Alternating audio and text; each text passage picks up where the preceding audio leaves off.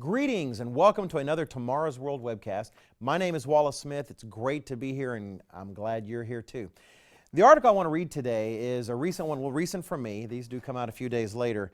It was published February 11th on The Federalist, thefederalist.com. It's a really good news site that I appreciate. And it was an interesting article. It referred to a study that grabbed my attention. The title alone grabbed my attention. The title was, "Want Lasting Romance? Take Your Date to Church." The subheading here says, "A new study finds that couples who attend church and pray together are happier.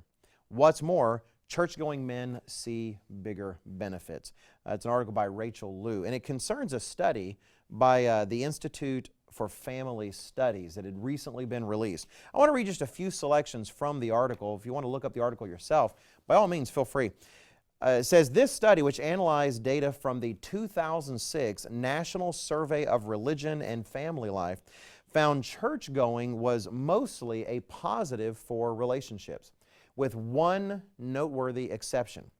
Sociologists Brad Wilcox and Nicholas Wolfinger found that couples who go to church and pray together are generally happier, and that church-going men tend to be in happy relationships.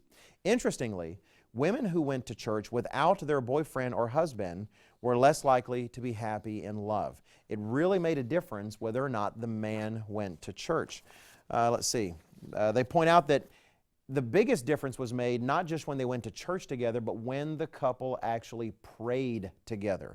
They said it made an eye-opening 17 percentage points in the difference in terms of how likely that couple was to be happy, or the person was satisfied with their relationship. It goes on, it says, here's a less intuitive find. When only the man attends church, couples are still very happy. Church-going men are about equally likely to be in very happy relationships, regardless of whether the woman comes with them to church. We're not saying it doesn't make any difference, but it was amazing what this study showed. What do we gain from something like this? What do we take a look at? There's a lot of things to learn. It's not that the church doesn't make a difference in your life. I would never say something like that. I know, being in the particular church I am, has made a huge difference over others. But it says actually a number of things that we should pay attention to, especially in the environment in which we find ourselves now that is becoming so anti-religious and so anti-church and so anti-God. One, the idea that religion is something that has to be rooted out of our culture, that religiosity is something that has to be rooted out of us and somehow we'll be better off, isn't fed by these statistics. This is science. It's a study. This was not something that was apparently ideologically driven. It's just the results of a survey. Those who feel like, well, humanity would only be better if somehow religion disappeared off the face of the earth, that's not what studies like this say. That it makes a difference in the contentment and the happiness of a couple, of a man and wife, if they pray together and go to church together. But in particular, it does stand out that the impact made by the man's attendance in church is a bigger influence on the couple's satisfaction. Why would that be if the genders are supposedly exactly the same? There's no somehow difference between man and woman in relationship. The article itself says, religiosity in men clearly has an impact on marriage and family life, more so than religiosity in women. The fact is this, there is a natural order and structure to the family.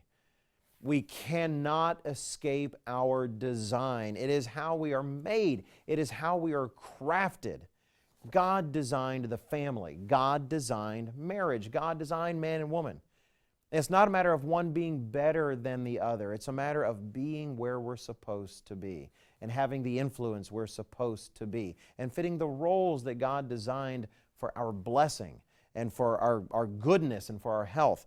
In 1 Corinthians chapter 11 and verse 3, the Apostle Paul says, "I want you to know that the head of every man is Christ.